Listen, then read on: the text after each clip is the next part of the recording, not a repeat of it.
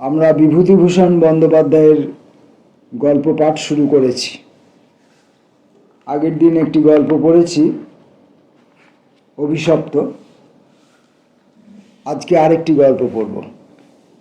আজকের গল্পটির নাম বউচণ্ডীর মাঠ। গ্রামের বাঁওড়ের মধ্যে নৌকো ঢুকেই জলঝাঁঝির দামে আটকে গেল।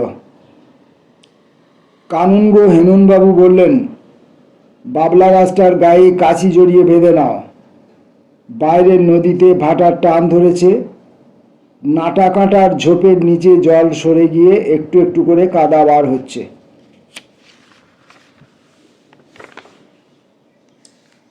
হেমেনবাবু বললেন, একটুখানি নেমে দেখবেন কোথায় পিন ফেলা হয়েছে, যত শিগগির খানাপুরিটা শেষ হয়ে যায়। এমন সুন্দর বিকালটাতে আর কাজ করতে ইচ্ছে হলো না। পিছনের নৌকো থেকে লোকজনেরা নেমে জায়গাটা ঠিক করে সেখানে তাঁবু ফেলবে। জরিপের বড় সাহেবের শিগগির সদর থেকে আসবার কথা, কাজেই যত তাড়াতাড়ি সম্ভব কাজ আরম্ভ হয়। সকলের সেই দিকে ঝোঁক। সাব ডেপুটি নৃপেনবাবু কাজ শিখবার জন্য এইবার প্রথম খানাপুরিতে কাজে এসেছিলেন। বয়স বেশি না, ছোকরা, কিন্তু মাঝ নদীতে নৌকা দুললেই তার অত্যন্ত ভয় হচ্ছিল। বোধহয় ভয়কে ফাঁকি দেবার জন্যই তিনি এতক্ষণ ছোয়ের মধ্যে ঘুমিয়ে পড়বার ভান করে শুয়েছিলেন। এবার ডানায় নৌকো লাগাতে তিনি ছোয়ের ভেতর থেকে বার হয়ে এলেন এবং একটু পরে হেমেনবাবুর সঙ্গে কথায় কথায় কি নিয়ে বেশ একটু তর্ক শুরু করলেন। নৃপেনবাবুকে বললুম, টেনেন্সি অ্যাক্ট কচকচিতে আর দরকার নেই, তার চেয়ে বরং চলুন নেমে তাঁবুর জায়গা ঠিক করা যাক, কাল সকালেই যাতে কাজ আরম্ভ করা যায়। চৈত্র মাস যায়। গ্রাম্য নদীটির দুপার ভরে সবুজ সবুজ লতানো গাছে নীল পাপড়ি বন অপরাজিতা ফুল ফুটে আছে। বাঁশঝাড় কোথাও জলের ধারে নত হয়ে পড়েছে, তলায় আকন্দ ঘেঁটু ফুলের বন। ফুলের ডালি মাথায় নিয়ে ঝিরঝিরে বাতাসে মাথা দোলাচ্ছে। দুধারে রোদ পড়া কটা ঘাসওয়ালা মাঠের মাঝে মাঝে পত্রবিরল বাবলা গাছে গাংশালিকের ঝাঁক কিচকিচ করছে। নদীর বাঁ পারের গায়ে গর্তের মধ্যে তাদের বাসা। মাকাল লতায়, ঝোপের লতায়, জলের ধারে কোথাও উঁচু নিচু বনমূলোর ঝাড়। তাদের কুচো কুচো হলদে ফুল থেকে জায়ফলের মতো একটা গন্ধ উঠছে। বেলা আর একটু পড়লে আমরা সেই বাঁওড়ের ধারের মাঠে তাঁবুর জায়গা কোথায় ঠিক হবে দেখতে গেলুম। নদীর ধার থেকে গ্রাম একটু দূরে হলেও গ্রামের মেয়েরা নদীতেই জল নিতে আসে। আমাদের সেখানে নৌকোখানা বাঁধা ছিল। তার বাঁধারে খানিকটা দূরে মাটিতে ধাপ কাটা কাঁচা ঘাট। গ্রামের একজন বৃদ্ধ বোধহয় নদীতে গ্রীষ্মের দিনের বৈকালে স্নান করতে আসছিলেন। তাকে আমরা জিজ্ঞাসা করলাম, রসুলপুর গাঁখানার নাম মশাই? সামনের এটা না ওই পাশে? তিনি বললেন, আগে না, এটা হলো কুমুরে, ও পাশেরটা আমডাঙ্গা। রসুলপুর হলো এই গাঁগুলোর পেছনে, বেশ 2 ক্রোশ তফাৎ। আপনারা? আমাদের পরিচয় শুনে বৃদ্ধ বললেন, এই মাঠটাতেই আপনারা তাঁবু ফেলবেন? আপনাদের জরিপের কাজ শেষ হতেও তো 5-6 মাস। আমরা বললুম, তা তো হবেই, বরং তার বেশি। বৃদ্ধ বললেন, এখানটা একটা ঠাকুরের স্থান, গাঁয়ের মেয়েরা পুজো দিতে আসে, বরং আরেকটু সরে গিয়ে নদীর মুখের দিকে তাঁবু ফেলুন, নইলে মেয়েদের একটু অসুবিধে। বৃদ্ধের নাম ভুবন চক্রবর্তী। জরিপ আরম্ভ হয়ে গেলে নিজের দরকারে চক্রবর্তী মহাশয় দলিলপত্র বগলে অনেকবার তাঁবুতে যাতায়াত শুরু করে দিলেন। সকলের সঙ্গে তার বেশ মেশামেশি আলাপ পরিচয় হয়ে গেল। তার পৈতৃক জমাজমি অনেকে ফাঁকি দিয়ে দখল করেছে। আমাদের সাহায্যে এবার যদি সেগুলোর একটা গতি হয়, এইসব ধরনের কথা তিনি আমাদের প্রায়ই শোনাতেন। আমি সেখানে বেশি দিন ছিলুম না। খানাপুরির কাজ আরম্ভ হয়ে গিয়েছে। আমি সেদিনই জেলায় ফিরব। জোয়ারের অপেক্ষায় নদী ছাড়তে দেরি হতে লাগলো। চক্রবর্তী মহাশয়ও সেই দিন উপস্থিত ছিলেন। কথায় কথায় জিজ্ঞাসা করলাম, এটাকে বউচণ্ডীর মাঠ বলে কেন চক্রবর্তী মশাই? আপনাদের কি কোনো... নৃপেনবাবুও বললেন, ভালো কথা, বলুন তো চক্রবর্তী মশাই, বউচণ্ডী আবার কি কথা, শুনিনি তো কখনো। আমাদের প্রশ্নের উত্তরে চক্রবর্তী মশাইয়ের মুখে একটা অদ্ভুত গল্প শুনলুম। তিনি বলতে লাগলেন, শুনুন তবে, এটা সেকালের গল্প, ছেলেবেলায় আমার ঠাকুমার কাছ থেকে শোনা। এ অঞ্চলের অনেক প্রাচীন লোকে এ গল্প জানে। সেকালে এ গ্রামে এক ঘর সম্পন্ন গৃহস্থ বাস করতেন। এখন আর তাদের কেউ নেই। তবে আমি যে সময়ের কথা বলছি সে সময় তাদের বড় শরিক পতিতপাবন চৌধুরী মহাশয়ের খুব নাম ডাক ছিল। এই পতিতপাবন চৌধুরী মহাশয় যখন তৃতীয় পক্ষের বিয়ে করে বউ ঘরে আনলেন, তখন তার বয়স 50 পার হয়ে গিয়েছে। এমন যে বিশেষ বয়স তা নয়, বিশেষত ভোগের শরীর। 50 বছর বয়স হলেও চৌধুরী মশাইকে বয়সের তুলনায় অনেক ছোট দেখাতো। বউ দেখে বাড়ির সকলেই খুব সন্তুষ্ট হলো। তৃতীয় পক্ষের বউ বলে চৌধুরী মশাই একটু ডাগর মেয়ে দেখেই বিয়ে করেছিলেন। নতুন বউয়ের বয়স ছিল প্রায় 17-র কাছাকাছি। বউয়ের মুখের গড়নটি বড় সুন্দর, মুখের ছাঁচ যেন হরতনের টেক্কাটির মতো। চোখ দুটি বেশ ডাগর, ভাষা ভাষা মুখে, চোখে ভারী একটা শান্ত ভাব। নতুন বউয়ের কাজকর্ম আর ধীর শান্ত ভাব দেখে পাড়ার লোকে বললে, এরকমের বউ এ গায়ে আর আসেনি। সে মাটির দিকে চোখ রেখে ছাড়া কথা বলে না। অল্প বয়সের কুটশাশুড়ি দলের সামনেও ঘোমটা দেয়। সকলে বললে, যেমন লক্ষ্মীর মতো রূপ তেমনি গুণ। মাস 2-3 পরে কিন্তু একটা বড় বিপদ ঘটল। সকলে দেখলে বউটির আর সব ভালো বটে, কিন্তু একটা বড় দোষ, সে কিছুতেই স্বামীর ঘেঁস নিতে চায় না, প্রাণপণে এড়িয়ে চলতে চায়। প্রথম প্রথম সকলে ভেবেছিল নতুন বিয়ে হয়েছে, ছেলে মানুষ, বোধহয় এই জন্যই এরকম করে। ক্রমে কিন্তু দেখা গেল যে কোনো পুরুষ মানুষ দেখলেই সে কেমন ভয়ে কাঁপে। বাড়িতে যেদিন যজ্ঞী কি কোনো বড় কাজকর্ম, বাইরের লোকের ভিড় হয়, সেদিন সে ঘর থেকে বাড়ি হয় না। স্বামীর ঘরে কিছুতেই তো যেতে রাজি হয় না।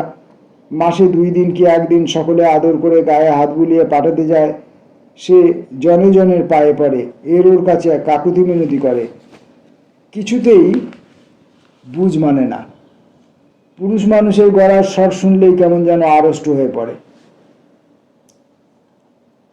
অনেক করে বুঝিয়ে সুঝিয়ে সকলে তাকে একদিন স্বামীর ঘরে পাঠিয়ে দেওয়ার দিয়ে দৌড়ে শিকল বন্ধ করে দিলে। চৌধুরী মশাই অনেক রাত্রে ঘরে ঢুকে দেখেন তার তৃতীয় পক্ষের স্ত্রী ঘরের এক কোণে জড়সড় হয়ে দাঁড়িয়ে ভয়ে ঠকঠক করে কাঁপছে। এরপর আর কিছুতেই কোনোদিন সে স্বামীর ঘরে যেতে চাইতো না। বাড়ি শুদ্ধ লোকের হাতে পায়ে পড়ে বেড়াতে লাগলো। সকলকে বলে, আমার বড্ড ভয় করে, আমায় ওরকম করে আর পাঠিও না, তোমাদের পায়ে পড়ি। বোঝাতে বোঝাতে বাড়ির লোক হয়রান হয়ে গেল। দিন কতক গেল। একদিন তাকে সকলে মিলে জোর করে স্বামীর ঘরে ঢুকিয়ে দিয়ে বার থেকে দৌড় বন্ধ করে দিলে। আবার তারা ঠিক করলে এই রকম দিতে দিতে ক্রমে লজ্জা ভাঙবে, নইলে কতদিন আর এই নাকামি ভালো লাগে। ভোরে উঠে সকলে দেখলে ঘরের মধ্যে বউ নেই, বাড়ির কোথাও নেই। নিকটে বাপের বাড়ির গাঁ, সেখানে পালিয়ে গিয়েছে ভেবে লোক পাঠানো গেল। লোক ফিরে এলো, সে সেখানে যায়নি। তখন সকলে বললে, পুকুরে ডুবে মরেছে। পুকুরে জাল ফেলা হলো, সন্ধান মেলে না। বউয়ের কচি মুখে নিরীহ চোখের ভাব মনে হয়ে লোকের মনে অন্য কোনো সন্দেহ জাগবার অবকাশ পেল না। কত দিকে কত সন্ধান করে যখন কোনো খোঁজই মিলল না, চৌধুরী মশাই মানসিক শোক নিবারণ করবার জন্য চতুর্থ পক্ষের স্ত্রী ঘরে আনলেন। অজপাড়াগা নতুন কিছু একটা বড় ঘটে না। অনেকদিন এটা নিয়ে নাড়াচাড়া চলল, তারপর ক্রমে সেটা কেটে গিয়ে গ্রাম ঠান্ডা হলো। এই মাঠের পূব ধারে গ্রামের মধ্যেই চৌধুরীদের বাড়ি ছিল। তখন এইখান দিয়ে এই নদীর স্রোত বইত। মোজে বাঙর হয়ে গিয়েছে সেদিন। আমরা ছেলেবেলাতেও ধান বোঝাই নৌকো চলাচল হতে দেখেছি। ক্রমে চৌধুরীদের সব মরে হেজে গেল। শেষ পর্যন্ত বংশে একজনকে ছিল, উঠে গিয়ে অন্য কোথাও বাস করলো। এসব অনেক বছর আগেকার কথা, 70-80 বছর খুব হবে। সেই থেকে কিন্তু আজ পর্যন্ত এইসব মাঠে বড় একটা অদ্ভুত ব্যাপার ঘটে শোনা যায়। সেই থেকে কিন্তু আজ পর্যন্ত এইসব মাঠে বড় একটা অদ্ভুত ব্যাপার ঘটে শোনা যায়। এই ফাল্গুন চৈত্র মাসে যখন খুব গরম পড়ে, তখন রাখালেরা গরু চড়াতে এসে দূর থেকে কতদিন দেখেছে মাঠের ধারে বনের মধ্যে নিভৃত দুপুরে বাঁশবনের ছায়ায় কে যেন শুয়ে আছে। কাছে গেলে কেউ কখনো দেখতে পায়নি। কতদিন সন্ধ্যার সময় তারা গরুর দল নিয়ে গ্রামের মধ্যে যেতে যেতে শুনেছে অন্ধকার ঝোপের মধ্যে যেন একটা চাপা কান্নার রব উঠছে। সমুখ জ্যোৎস্না রাতে অনেকে নদীর ঘাট থেকে ফেরবার পথে ছাতিম গাছের নিচু ডালের তলা দিয়ে যেতে যেতে দেখেছে দূর মাঠে সন্ধ্যার আবছায়া জ্যোৎস্নার মধ্য দিয়ে সাদা কাপড় পরে কে যেন ক্রমেই দূরে চলে যাচ্ছে। তার সমস্ত গায়ের সাদা কাপড়ে জ্যোৎস্না পরে চিকচিক করতে থাকে। মাঠে যখন সন্ধ্যা ঘনিয়ে আসে, তখন ফুলে ভরা নাগকেশর গাছের তলায় দাঁড়িয়ে ভালো করে দেখলে মনে হয় কে খানিকটা আগে এখানে দাঁড়িয়ে ডাল নিচু করে ফুল পেরে নিয়ে গেছে। তার ছোট ছোট পায়ের দাগ ঝোপ যেখানে বড় ঘন সেই দিকেই চলে গিয়েছে।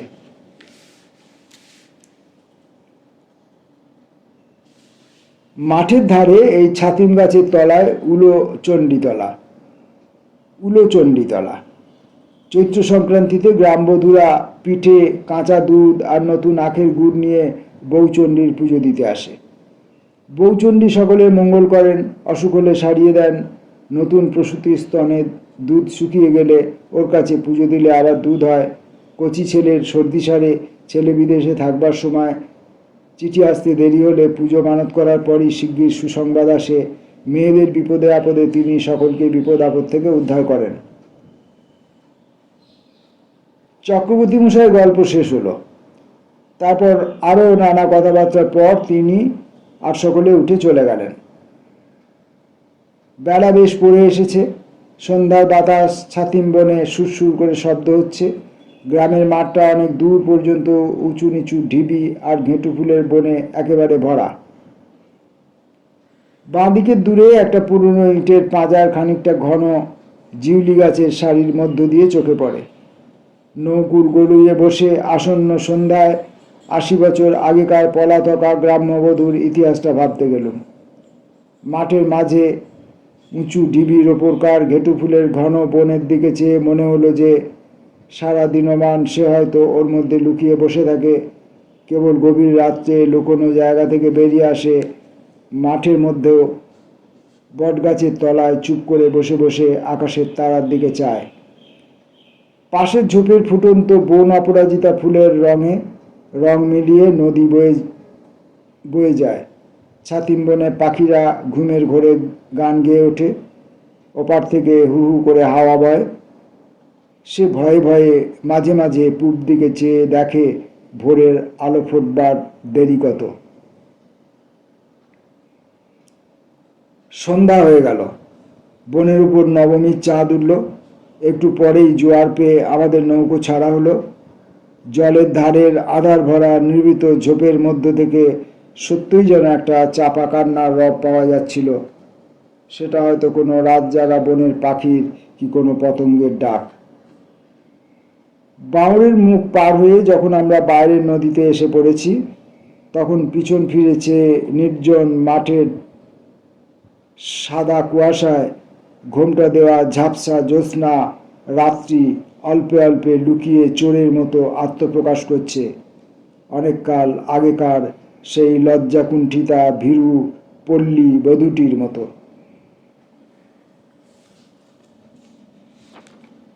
বউচণ্ডীর মাঠ গল্প পাঠ শেষ হলো। নমস্কার।